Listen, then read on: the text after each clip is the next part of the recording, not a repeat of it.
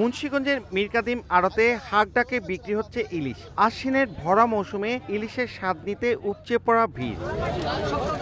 Record পরিমাণ সরবরাহের পরও সপ্তাহের ব্যবধানে ইলিশের দাম কমেছে কেজিতে ১০০ টাকা পর্যন্ত।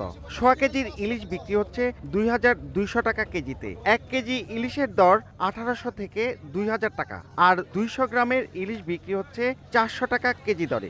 বেড়েছে অন্যান্য মাছের দরও।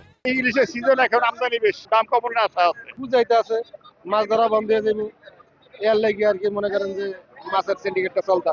আড়তদাররা বলছেন পূজার কারণে চাহিদা বেড়ে যাওয়ায় দাম কমছে না। ১০০-২০০ গ্রাম ২২০০, ২২৫০, ২৩০০, ২১০০।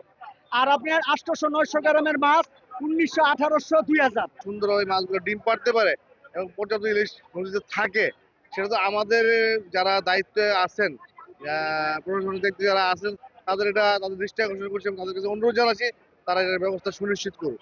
এদিকে মাইলিশ রক্ষায় ৪ অক্টোবর থেকে ২৫ অক্টোবর পর্যন্ত ২২ দিনের জন্য সব ধরনের মাছ শিকার নিষিদ্ধ করেছে সরকার।